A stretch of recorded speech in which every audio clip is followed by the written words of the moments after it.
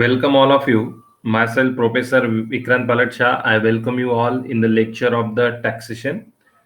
नमस्कार विद्यार्थिनींनो, मी प्राध्यापक विक्रांत पालट शाह आपण सर्वांचे टॅक्सेशनच्या लेक्चरमध्ये स्वागत करतो.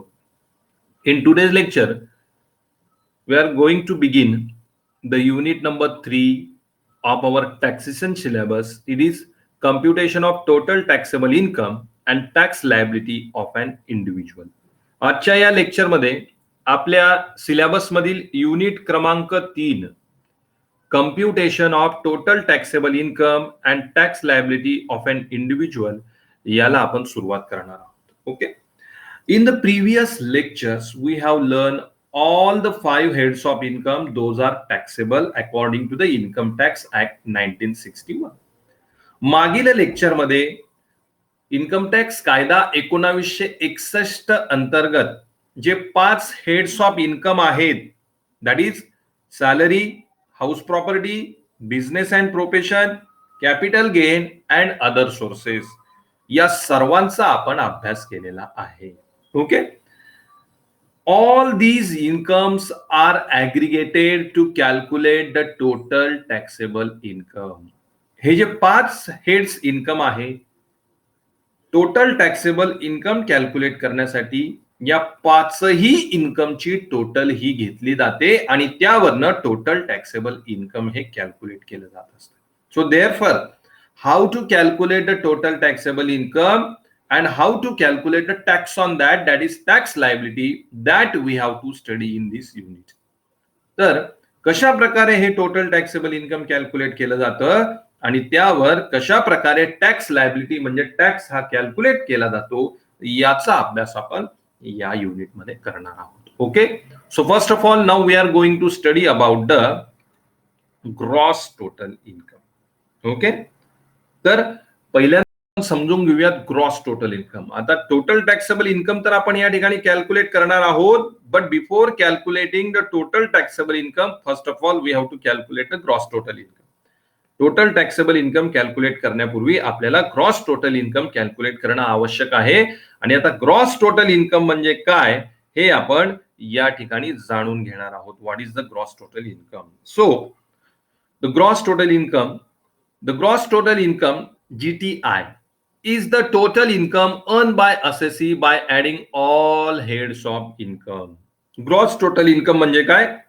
असेसीने मिळवलेलं एकूण उत्पन्न म्हणजे जे काही हेड्स ऑफ इन्कम आहे त्या हेड्स ऑफ इन्कम पासनं असेसीने मिळवलेलं एकूण उत्पन्न म्हणजेच ग्रॉस टोटल इन्कम होईल. Income from salary, house property, other sources, business and profession and capital gain earned in a financial year are all added to arrive at the gross total income. Gross total income calculate करण्यासाठी income from salary, income from house property, income from business and profession, income from capital gain and income from other sources या सर्व heads of इन्कमची total केली जाते, बेरीज केली जाते आणि त्यापासून जे उत्पन्न प्राप्त होणार आहे that income is called as the gross total income. त्यालाच ग्रॉस टोटल इन्कम असं संबोधलं जाईल. Okay, so it is the meaning of the gross total income. The aggregate income by adding salary, house property, other sources, business and profession in a financial year, that income is called as the gross total income. म्हणजे salary, house property, other sources, business profession, capital gain या सर्वांचं एकत्रीकरण करून जे उत्पन्न मिळत असतं त्याच उत्पन्नाला ग्रॉस टोटल इन्कम असं संबोधलं जाणार आहे. Okay, then after getting the gross total income, now what is the total income? आता ग्रॉस टोटल इन्कम नंतर टोटल इन्कम म्हणजे काय? The total income TI is derived after subtracting the various deductions under section 80 from the GTI. Gross total income मधून section 80 अंतर्गत ज्या deductions मिळतात त्या deduction वजा केल्यानंतर जे उत्पन्न आपल्याला मिळणार आहे किंवा जे उत्पन्न शिल्लक राहणार आहे त्या उत्पन्नाला टोटल इन्कम असं म्हटलं जातं. Therefore, total income is equal to gross total income minus deductions under section 80. That is the simple meaning of the total income. Total इन्कमचं अत्यंत साधं सोपं मिनिंग म्हणजे काय? टोटल इन्कम बरोबर ग्रॉस टोटल इन्कम वजा डिडक्शन्स अंडर सेक्शन 80. तर total income म्हणजे काय? ग्रॉस टोटल इन्कम कॅल्क्युलेट केल्यानंतर सेक्शन 80च्या ज्या डिडक्शन्स आहेत त्या ग्रॉस टोटल इन्कम मधनं वजा करून जे उत्पन्न शिल्लक राहणार आहे त्या उत्पन्नाला टोटल इन्कम असं म्हटलं जाईल. So first calculate the gross total income and then subtract the deductions to arrive at the total income. त्यामुळे टोटल इन्कम कॅल्क्युलेट करण्यासाठी आपल्याला काय करावं लागणार आहे? ग्रॉस टोटल इन्कम आपण सर्वप्रथम कॅल्क्युलेट करू आणि त्यामधनं सेक्शन 80च्या सर्व डिडक्शन त्या ठिकाणी वजा करणार आणि मग आपल्याला जे उत्पन्न प्राप्त होणार आहे, the income we get, that income is called as the total income. So in this way it is the gross total income and total income. Understood everyone this two definitions? समजलंय सर्वांना या दोघही डेफिनेशन ग्रॉस टोटल इन्कम आणि total इन्कमच्या? Reply me in yes or no. Okay, so it is about the gross total income and total income. Now the next one, computation of total taxable income. आता कशा प्रकारे आपल्याला total taxable income हे compute करायचं आहे? You can see on your screen, in this format we have to compute the total taxable income. अशा फॉर्मॅटमध्ये आपल्याला या ठिकाणी टोटल टॅक्सेबल इन्कम कॅल्क्युलेट करायचं आहे. First of all we have to calculate the gross total income. यामध्ये आपण काय करणार? ग्रॉस टोटल इन्कम कॅल्क्युलेट करणार. सर्वप्रथम how? By aggregating all the heads of income, all 5 heads of income. 5ही income head जे आहेत, जे टॅक्सेबल आहेत, त्याची आपण टोटल घेणार. म्हणजेच काय? Income from salary, income from house property, income from business and profession, income from capital gains, income from other sources. या 5ही हेडची टोटल घेतल्यानंतर जे इन्कम आपल्याला मिळणार आहे त्या इन्कमला आपण काय म्हणणार? Gross total income. Okay. And from this gross total income what we have to do? Less deductions under section 80. यामधनं आपण काय करणार? अंडर सेक्शन 80च्या डिडक्शन वजा करणार. And therefore the income we get, that income is called as the total taxable income. आणि मग जे उत्पन्न यावरनं आपल्याला प्राप्त होणार आहे त्याला आपण काय म्हणणार आहोत? that is called as the total taxable income. So in this way, in this format we have to compute the total taxable income. अशा प्रकारे आपल्याला या फॉर्मॅट मध्ये टोटल टॅक्सेबल इन्कम हे कॅल्क्युलेट करायचं आहे. Understood everyone this format? प्रत्येकाला हा फॉर्मॅट व्यवस्थित प्रकारे समजलेला आहे? In this format we have to calculate the total taxable income. Okay. Now the next and most important point that we are going to study, deductions under section 80. सगळ्यात महत्वाचा मुद्दा, यामधली प्रत्येक deduction, each and every deduction you have to remember must.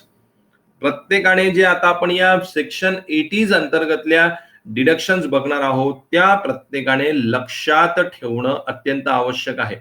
We have included the highlighted deduction, the most important deduction, those are always ask in the problem.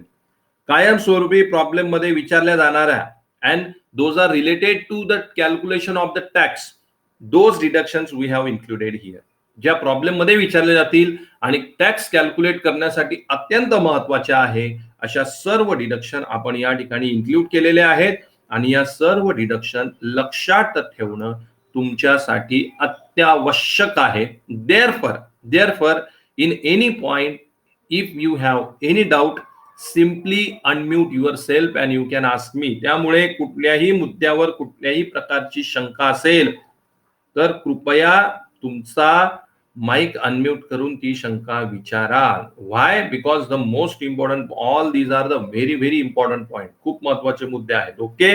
So deduction under section 80. First of all under section 80C पहिले जे deduction आपण बघणार आहोत त्यासाठी जे section applicable आहे ते आहे section 80C. Section 80C is the section which is applicable for the general deductions and general investments of the assessee. या अंतर्गत कुठल्या डिडक्शन आणि ग्राह्य धरले जातात ज्या जनरल म्हणजे सामान्य स्वरूपाच्या आहेत. जवळपास प्रत्येक असेसीच्या त्या इन्व्हेस्टमेंट असतात आणि प्रत्येक असेसीच्या त्या डिडक्शन असतात. या सर्व डिडक्शन अंडर सेक्शन 80 मध्ये आहे. जनरल, त्यामुळे याला जनरल सेक्शन असं संबोधलं जातं. General section of the deduction. नाव यामध्ये कुठल्या डिडक्शन येतील? This section allows specific investment and expenses to be deducted from the gross total income. म्हणजे ज्या स्पेसिफिक इन्व्हेस्टमेंट आहे, स्पेसिफिक एक्सपेन्सेस आहेत, ज्या जनरल स्वरूपाचे आहेत, अशा डिडक्शन, अशा इन्व्हेस्टमेंट ग्रॉस टोटल इन्कम मधून या सेक्शन अंतर्गत डिडक्ट केल्या जात असतात. And the maximum limit of this section of the deduction. डिडक्शनची मॅक्झिमम लिमिट किती आहे, किती अमाऊंट पर्यंत आहे या सेक्शन मध्ये? अप टू रुपीज 1.5 लाख, म्हणजेच काय, 1,50,000 लक्षात ठेवायचंय काय? The maximum limit of the deduction those are deducted under section 80C. It is up to 1.5 lakh means 1,50,000, 1,50,000. Okay. Now which deductions are there? कुठल्या डिडक्शन्स असतील यामध्ये? Contribution to RPF and PPF. RPF म्हणजे recognise provident fund आणि PPF म्हणजे public provident fund. Both this concept we have studied in the income from salary. ज्यावेळेस आपण income from सॅलरीचा अभ्यास केला त्यामध्ये या दोघं कन्सेप्ट आपण बघितलेल्या आहेत. रेकग्नाइज प्रोव्हिडंट फंड आणि पब्लिक प्रोव्हिडंट फंड. याला कंट्रीब्युशन कुणाचं? असेसीचं स्वतःचं जे कंट्रीब्युशन रेकग्नाइज प्रोव्हिडंट फंडला असेल, पब्लिक प्रोव्हिडंट फंडला असेल, त्याची डिडक्शन आपल्याला अंडर सेक्शन 80C मध्ये मिळणार आहे. लक्षात ठेवा. Investment in LIC, life insurance corporation, NSC, national saving certificate and other specific investment. LIC premium, असेसीने स्वतःचा पेड केलेला LIC premium, national saving certificate मधली इन्व्हेस्टमेंट, त्याच प्रकारे इतर बचत योजना, अदर सेव्हिंग स्कीम मधल्या जे इन्व्हेस्टमेंट असतील त्या इन्व्हेस्टमेंट सुद्धा सेक्शन 80C मधून आपल्याला डिडक्शन म्हणून मिळणार आहेत. Then housing loan principal amount. Okay. Housing loan जे घेतलेलं असतं त्या हाऊसिंग लोनची जी प्रिन्सिपल अमाऊंट पे केली जाते, 2 amounts are there. One is the principal amount and one is the interest amount. तर यापैकी जी प्रिन्सिपल अमाऊंट असते हाऊसिंग लोनची, ती अमाऊंट सुद्धा या ठिकाणी अंडर सेक्शन 80C मध्ये डिडक्शन मिळणार आहे. The next, tuition fees paid for the children. असेसीने चिल्ड्रनच्या म्हणजे त्याच्या मुलीच्या मुलाच्या ज्या काही ट्युशन फी पेड केलेल्या असतील त्या ट्युशन फीची अमाऊंट सुद्धा या सेक्शन मध्ये डिडक्शन म्हणून मिळते. ओके. बऱ्याच वेळेस तुमचे पालक तुम्हाला तुमची ऍडमिशन रिसीट डिमांड करत असतील. का मागतात बरं तुमचे पालक तुमच्याकडे ऍडमिशन रिसीट? कारण की त्यामध्ये ट्युशन फीची अमाऊंट असते. ही ट्युशन फीची अमाऊंट या ठिकाणी पूर्णतः डिडक्शन म्हणून मिळत असते अंडर सेक्शन 80C. त्यामुळे 80C मधली जी पुढची डिडक्शनची अमाऊंट आहे ती आहे tuition fees paid for the children. Interest on NSC, national saving certificate वर जी काही इंटरेस्टची अमाऊंट मिळते ती अमाऊंट सुद्धा या ठिकाणी डिडक्शन म्हणून मिळणार आहे. Fix deposit with bank more than 5 years. आपण FD करतो, फिक्स डिपॉझिट करतो बँकेमध्ये. 5 वर्षापेक्षा जास्त अमाऊंटच्या ज्या फिक्स डिपॉझिट असतील, 5 वर्षापेक्षा जास्तीच्या ज्या फिक्स डिपॉझिट असतील, 5 किंवा 5 वर्षापेक्षा जास्त कालावधीच्या ज्या फिक्स डिपॉझिट बँकेमध्ये असतील त्याची अमाऊंट सुद्धा यामध्ये डिडक्शन मिळत असते under section 80C. So in this way all these deductions are available according to section 80C. अशा प्रकारे सेक्शन 80C मध्ये या डिडक्शन आपल्याला मिळतात. The maximum limit of the section 80C is 1.5 lakh, that is 1,50,000. And which deductions are available? Assessee's contribution to recognized provident fund and public provident fund, investment made in LIC, NSC and other specific saving schemes, housing loan principal amount, tuition fees paid for the children, interest on national saving certificate, and then fixed deposit with bank more than 5 years.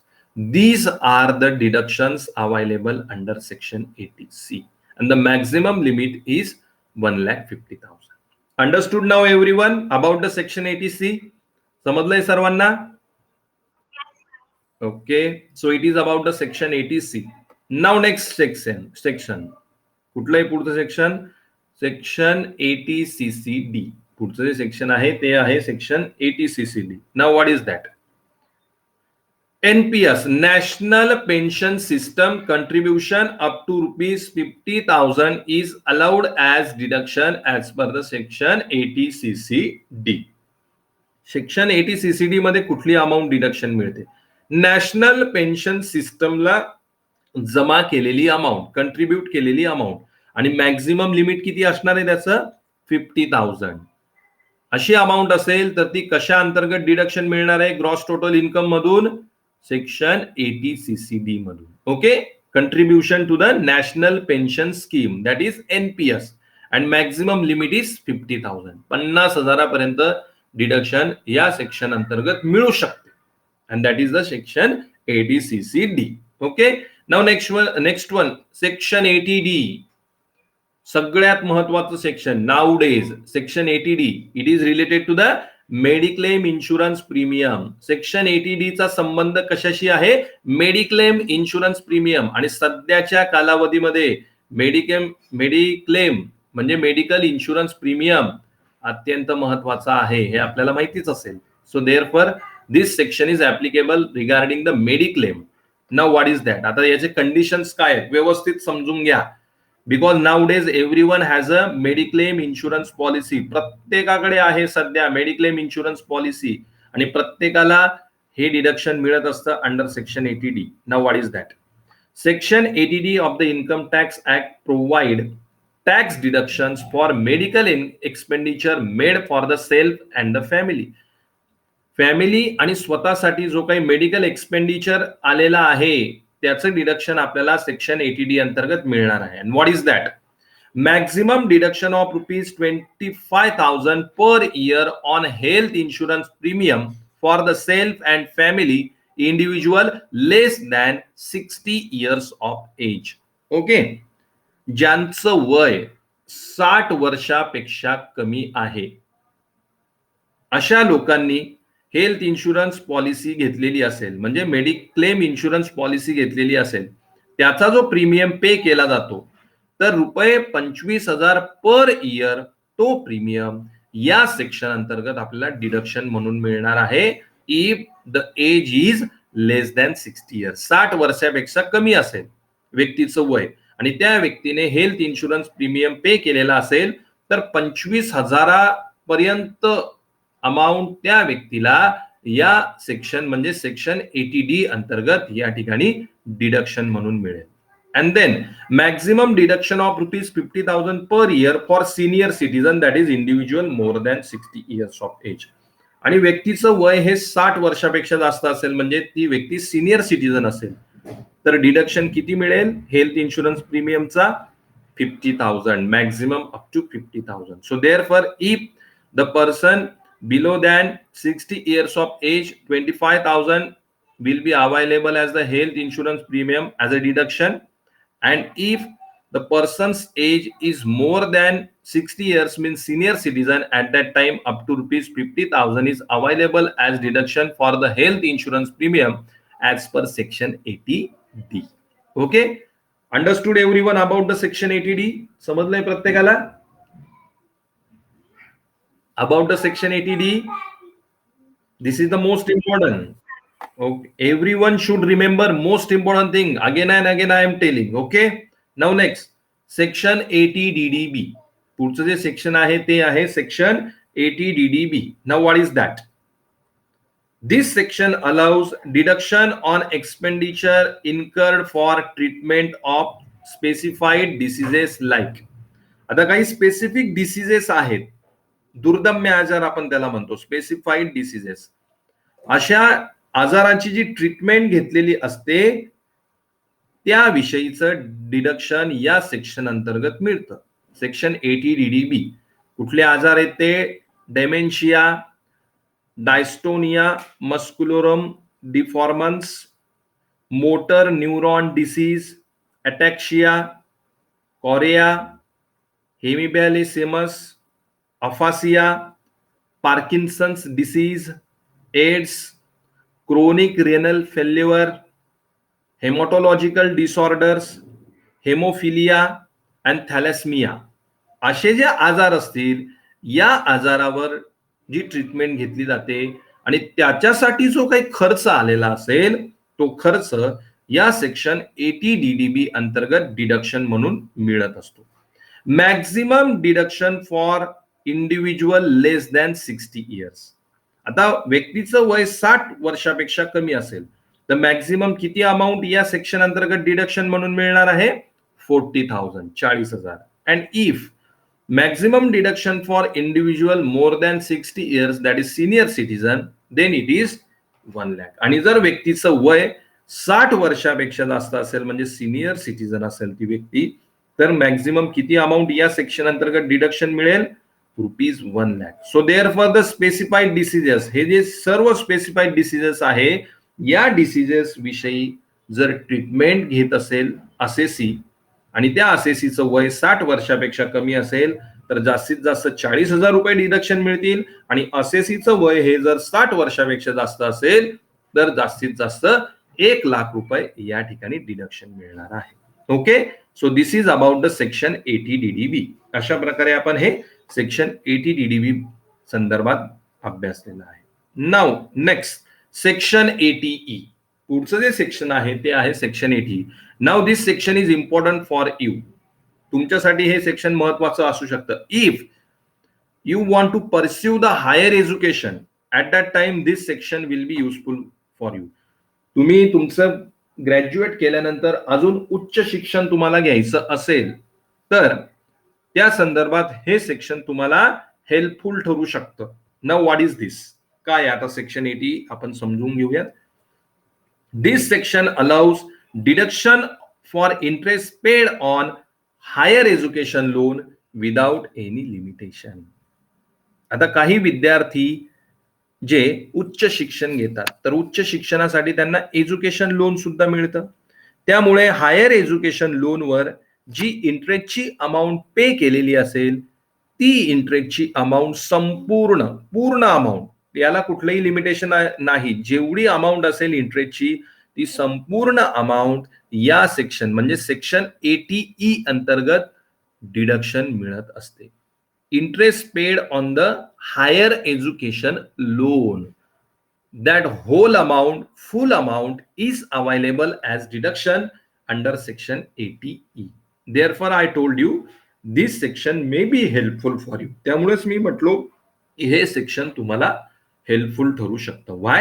Because if any kind of higher education loan is taken at that time, whatever the interest paid, that whole amount of interest is available as deduction as per the section 80E. Okay, understood now? समजलंय सर्वांना? Okay. Now the next section 80G. पुढचं जे section आहे section 80G, that is also most important because it is related to the donation. Section 80G कशाची संदर्भात आहे? डोनेशनची संदर्भात आहे. That's why it is also most important. Now what is that? This section allows deduction for donation made to certain funds or charitable trust in rupees up to 50% or 100% of donated amount. Section 80G चा संदर्भ कशाशी आहे? Donation. म्हणजे काही महत्वपूर्ण fund असतील किंवा काही चॅरिटेबल ट्रस्ट असतील, चॅरिटेबल ऑर्गनायझेशन असतील, या चॅरिटेबल ऑर्गनायझेशनला पैशांच्या स्वरूपात, कशाच्या स्वरूपात? रुपीज, म्हणजे पैशाच्या स्वरूपात जी अमाऊंट डोनेट केली जाते त्या अमाऊंटच्या 50% किंवा 100% एवढं डिडक्शन या सेक्शन अंतर्गत मिळू शकतं, सेक्शन 80G अंतर्गत. नाव आता कुठले फंड्स आहेत आणि कुठले डोनेशन आहेत, किती पर्सेंट मिळत असतात deduction? National defence fund. National defence फंडला जर डोनेशन केलेली असेल अमाऊंट तर 100% अमाऊंट डिडक्शन म्हणून मिळेल या सेक्शन मध्ये. प्राईम मिनिस्टर नॅशनल रिलीफ फंडला जर डोनेशन केलं असेल तर 100% डिडक्शन या ठिकाणी मिळेल. Then promotion for family planning fund, याला डोनेशन केलेलं असेल तर 100% अमाऊंट डिडक्शन मिळेल. नॅशनल चिल्ड्रन फंडला जर डोनेशन केलेलं असेल तर या ठिकाणी सुद्धा 100% अमाऊंट या ठिकाणी डिडक्शन म्हणून मिळणार आहे. देन स्वच्छ भारत कोश याला डोनेशन केलं असेल तर 100% अमाऊंट या ठिकाणी डिडक्शन म्हणून मिळेल. क्लीन गंगा फंड याला डोनेशन केलेलं असेल तर 100% अमाऊंट या ठिकाणी डिडक्शन मिळेल. National fund for communal harmony म्हणजे काय? एकात्मकता, राष्ट्रीय एकात्मता टिकवून ठेवण्यासाठी जो फंड आहे national fund for communal harmony याला कंट्रीब्युशन केलं असेल तर 100% अमाऊंट या ठिकाणी डिडक्शन म्हणून मिळणार आहे. देन युनिव्हर्सिटी ऑफ नॅशनल इमिनन्स म्हणजे काही विद्यापीठ आहे ज्यांना नॅशनल इमिनन्सचा दर्जा केंद्र सरकार देत असतं. अशा युनिव्हर्सिटीजला जर काही डोनेशन केलं असेल तर 100% अमाऊंट या ठिकाणी डिडक्शन म्हणून मिळेल. Donation to an approved charitable trust और चॅरिटेबल इन्स्टिट्यूशन म्हणजे जी चॅरिटेबल इन्स्टिट्यूशन आहे जी अप्रूव्ड आहे शासनाकडनं अशा संस्थेला जर काही डोनेशन केलेलं असेल तर 50% एवढी अमाऊंट डिडक्शन म्हणून मिळेल. For example Maharshi Karve Stree Shikshan Sanstha, our institution is the approved charitable institute. कुणाचा तरी माईक अनम्यूट आहे, कृपया माईक म्यूट करा. इतर विद्यार्थिनींना आवाज येत नाही त्यामुळे कृपया आपला माईक म्यूट करा. Donation to an approved charitable institution, Maharshi Karve Stree Shikshan संस्था अप्रूव्ड चॅरिटेबल इन्स्टिट्यूशन आहे. त्यामुळे आपल्या संस्थेला जे काही डोनेशन मिळतं, जी व्यक्ती ते डोनेशन देते त्या व्यक्तीला 50% एवढी अमाऊंट त्या ठिकाणी डिडक्शन म्हणून मिळते. फॉर एक्झाम्पल तुमच्याकडे ज्या भाऊबीज निधीच्या पावत्या दरवर्षी दिल्या जातात त्यावर खाली एक टीप, खाली किंवा वरती बॉटमला किंवा अप्पर हँडला एक टीप लिहिलेली असते, applicable as a donation under section 80G. बघा तुम्ही तुमच्याकडे जुन्या पावत्या असतील किंवा तुम्हाला मिळाल्यात भविष्यात तर त्यामध्ये ती टीप नक्की वाचा. म्हणजे काय, जी अमाऊंट तुम्ही डोनेट कराल 80G अंतर्गत त्याचे 50% अमाऊंट तुम्हाला डिडक्शन मिळेल. So donation to an approved charitable institution 50% amount is available as deduction. And most important, donation in kinds are not allowed as deduction under this section. वस्तूच्या स्वरूपात जर काही डोनेशन दिलेलं असेल तर त्याचं मात्र डिडक्शन मिळणार नाही. डोनेशन एक कशाच्या स्वरूपात पाहिजे? पैशाच्या स्वरूपात पाहिजे. वस्तूच्या स्वरूपात जर डोनेशन दिलेलं असेल तर त्याची डिडक्शन या सेक्शन अंतर्गत मिळत नाही. Okay, so therefore it is the section 80G which is applicable for the donation to certain funds and charitable trust. Amount will be deducted, will be available as deduction 50% और 100%. Okay, अशा प्रकारे 50% किंवा 100% जी amount donate केलेली आहे charitable trust किंवा certain फंडला ती amount या ठिकाणी डिडक्शन म्हणून मिळते. Understood everyone about this section? समजलंय प्रत्येकाला section 80G? Yes sir. Okay, so it is about the section 80G. Now next section 80G. पुढचं जे सेक्शन आहे ते आहे section 80GG. Now what is that? This includes housing rent allowance exemption for those who do not have an HRA component in their salary. आता हे deduction कशाही संदर्भात आहे? Housing rent allowance, house rent allowance HRA आपण income from salary मध्ये अभ्यासलेला आहे. पण अशा व्यक्ती ज्यांना HRA मिळत नाही पण त्या व्यक्ती रेंटेड हाऊस मध्ये राहतात अशा व्यक्तींना सेक्शन 80GG अंतर्गत डिडक्शन मिळत असतं. Deduction will be list of the following आणि खालीलपैकी जी अमाऊंट कमी असेल ती अमाऊंट या ठिकाणी सेक्शन 80GG अंतर्गत डिडक्शन मिळेल. What is that? ₹2,000 per month, rent paid less 10% of adjusted gross total income और 25% of adjusted gross total income. या 3 कंडिशन मध्ये जी अमाऊंट कमी असेल ती अमाऊंट या ठिकाणी सेक्शन 80GG मधून डिडक्शन म्हणून मिळणार आहे. Okay, so it is about the section 80GG. Now next one, section 80TTA. पुढचं जे सेक्शन आहे ते आहे section 80TTA. Now what is that? Section 80TTA of the Income Tax Act 1961 provides deduction on the interest earned on savings account with a bank, cooperative society or post office up to ₹10,000. Okay, म्हणजे savings account जे आहेत, बँकेतलं saving account असेल, cooperative society मधलं saving account असेल, post office मधलं saving account असेल, अशा saving अकाउंटला जे इंटरेस्ट जमा होतं त्या इंटरेस्टच्या संदर्भातली ही डिडक्शन आहे. आणि मॅक्झिमम किती डिडक्शन मिळू शकते आपल्याला? 10,000. No deduction for FD interest is available under section 80 TTA. पण यामध्ये महत्वाची बाब म्हणजे काय? एफडी फिक्स डिपॉझिट असेल आणि फिक्स डिपॉझिट वरचं जे इंटरेस्ट असेल ते इंटरेस्ट मात्र या ठिकाणी आपल्याला डिडक्शन म्हणून मिळणार नाही. Therefore the assessee those are having saving account in a bank, cooperative society, post office, they can get a deduction up to rupees 10,000 on the interest deposited according to section 80 TTA. तुमचं सर्वांचं savings account असेल बँकेमध्ये, त्यामुळे प्रत्येकालाच हे section applicable आहे. Okay, therefore it is section 80 TTA. Then section 80 TTB. आता section 80 TTB म्हणजे काय? Section 80 TTB of the Income Tax Act 1961 provides to senior citizens. कुणाला आहे हे सेक्शन ऍप्लिकेबल? सिनियर सिटीजन म्हणजे above 60 years of age. To senior citizen on the interest earn on saving account with a bank, cooperative society और post office and fix deposit up to rupees 50,000. Senior citizen की ज्यांचं वय 60 वर्षापेक्षा जास्त आहे, त्यांचं बँकेत अकाउंट असेल, कोऑपरेटिव्ह सोसायटीमध्ये अकाउंट असेल, पोस्ट ऑफिस बँकमध्ये अकाउंट असेल, फिक्स डिपॉझिट चे अकाउंट असतील. या ठिकाणी फिक्स डिपॉझिट सुद्धा ऍप्लिकेबल आहे सिनियर सिटीजनला.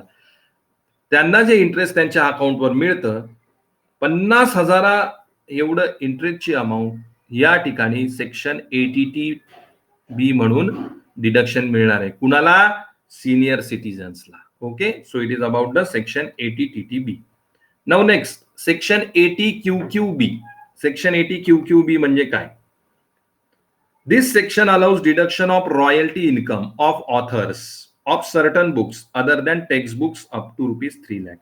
म्हणजे असे लेखक टेक्स्टबुक व्यतिरिक्त जे बुक्स लेखकांकडनं लिहिले जातात आणि रॉयल्टी त्यांना मिळते, तर 3 लाखापर्यंतची रॉयल्टी अशा ऑथर्सला डिडक्शन मिळत असते अंडर सेक्शन 80 QQB. काही लेखक काय करतात? टेक्स्टबुक व्यतिरिक्त म्हणजे कादंबरी लिहितील किंवा अदर टाईपचे बुक लिहितात आणि मग या लेखकांना जी रॉयल्टी मिळते त्या रॉयल्टी इन्कम पैकी रुपये 3 लाख एवढं इन्कम अंडर सेक्शन 80 QQB त्यांना डिडक्शन म्हणून मिळत असतं. Okay, and the last section, शेवटचे सेक्शन आहे, that is section 80U. Now what is that? This section gives a fixed deduction to physical disable और हँडिकॅप इंडिव्हिज्युअल. म्हणजे ज्या व्यक्ती अपंग असतील, ज्या व्यक्ती हँडिकॅप असतील, ज्या व्यक्ती अंध असतील, अशा सर्व व्यक्तींना या ठिकाणी या सेक्शन अंतर्गत डिडक्शन मिळत असतं. तर व्हॉट इज दॅट? त्याची लिमिटेशन काय ते बघूयात आपण.